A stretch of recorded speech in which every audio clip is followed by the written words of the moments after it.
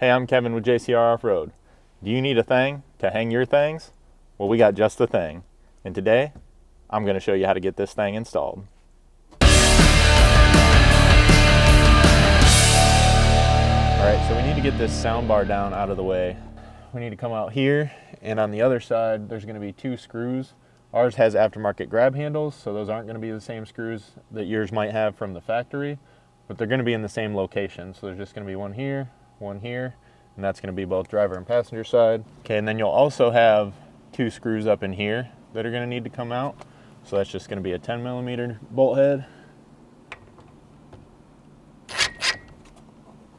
Make sure you're supporting your sound bar when you get these 2 down so it doesn't fall, or whatever fasteners you're taking out last.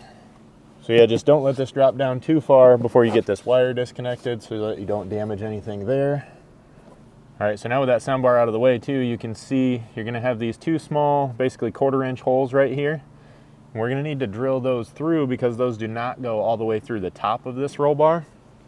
So get yourself a 1/4" drill bit, and just a couple things to be aware of here. Obviously, you're inside of the vehicle, you're gonna have metal shavings falling, so cover up anything that you don't want those shavings on with a blanket or, you know, a tarp, whatever you might have. And then if you are uncomfortable with drilling up towards your roof like that, and you think you might, you know, run into that, damage it in any way, go ahead and put a piece of wood or a piece of metal or something up here above where you're gonna be drilling just to protect that. And then you're just going to hold your drill, you know, as straight and square as possible and go straight up through both of these holes. Okay, so up front here, if you have this fancy electronic mirror option, we're going to leave this center panel in place for now, and then we'll partially install our overhead MOLLE so that we can mark our front holes in order to drill them later. If you do not have this electronic mirror option, at this point you can pull this panel out, which you're just going to do by kind of grabbing a hold of these little overhangs here and pulling down, because that's all just snapped in place with like a spring style clip behind there. And then you just got to watch, it just slips underneath these end panels here. So you might have to kind of just deform that a little bit in order to kind of slip it out on each side. If you're worried about that, or if you're having a hard time with it, you can remove this window visor, and that looks like it's just 2 screws up there. And that'll allow this panel to come down just a little bit more as well, give you a little bit of wiggle room, but you shouldn't need to do that. All right, so at this point, we're gonna loosely install the rear portion of this overhead MOLLE. In order to do that, we're gonna just go over the top of the factory roll bar, and then using the 2 holes that we drilled earlier, you can put the bolt up through the bottom. These are gonna be the long 1/4" button heads supplied in your kit. Put it up through the bottom like so. You can thread it most of the way in so it's not super loose and moving around a bunch on you, but you don't want it, you know, falling out of there. Okay, so now you've got the back portion of this panel loosely installed. What you want to do is pull this all the way forward as far as it can go, and you can kind of tell, you know, that you're seated all the way forward on both bolts because it'll kind of rest in there nice and tight.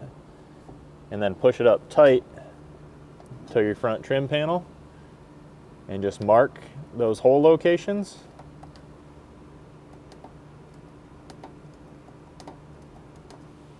Then you can let your MOLLE hang loose for a minute, and we can get this panel out, and we'll drill those holes on the bench. Okay, so you can see here we actually have 2 panels at this point.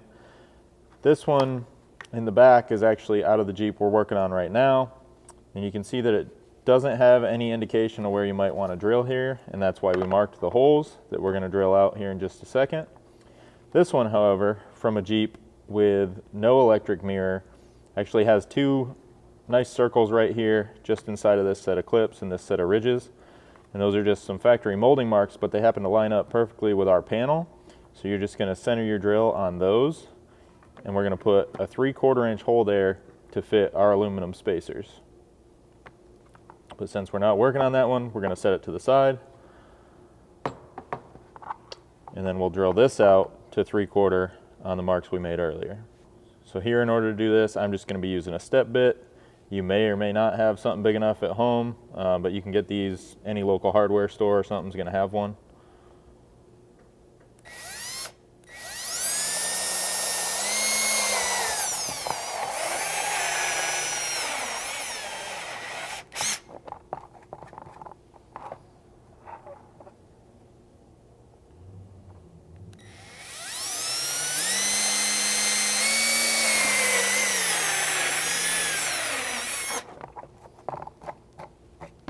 can see that makes a pretty nice clean hole. Now what we're going to do is temporarily reinstall this so we can put our spacers in those holes and then use the spacer as a guide to mark where we need to drill into the Jeep. All right, so now with this panel temporarily reinstalled, you can take our supplied spacers, insert them in your pre-drilled holes, and then with a 3/8 drill bit through the center of that spacer, you'll just push it in straight and run it for just a minute so that you know you made a nice mark inside of there to identify where you're going to put your rivet nut insert.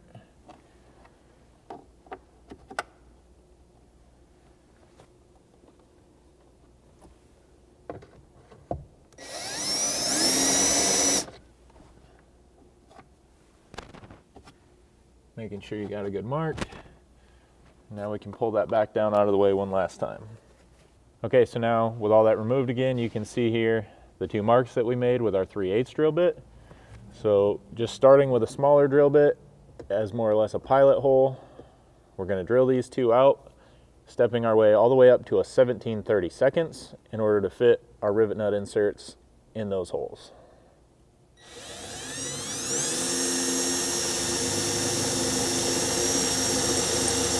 Okay, and then you do want to be careful here too not to drill too deep, because on the back side of this is the exterior of your windshield bed. So you just be conscious of that as you're drilling these holes.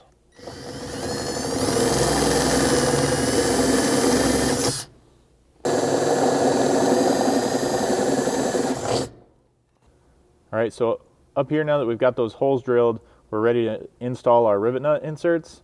One thing you can do here is either going to be touch-up paint to clean up that bare metal, or what we're going to do is just use a little bit of RTV sealant to kind of clean that up and prevent it from rusting in the future. And I'm just going to apply that here to the rivet nut.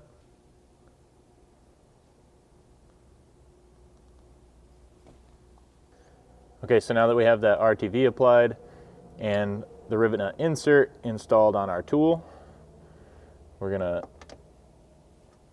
insert it here in the hole you drilled. Make sure it's firmly seated against that windshield bed.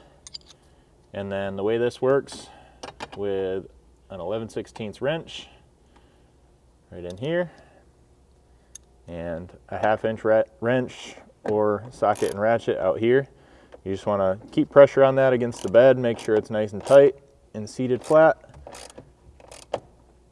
and then just start tightening that up, and you'll feel that once it gets to a certain point, tighten down against the back side of that material.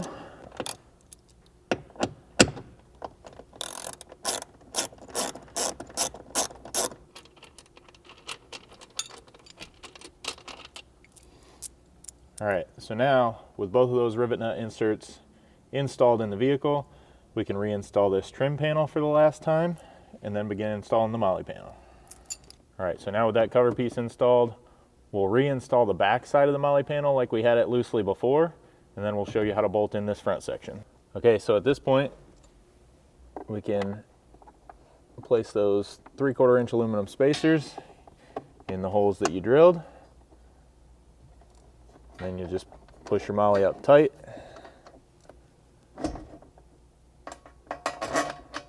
And install those 5/16 button head bolts that came with your kit. Those are going to be a 3/16 Allen.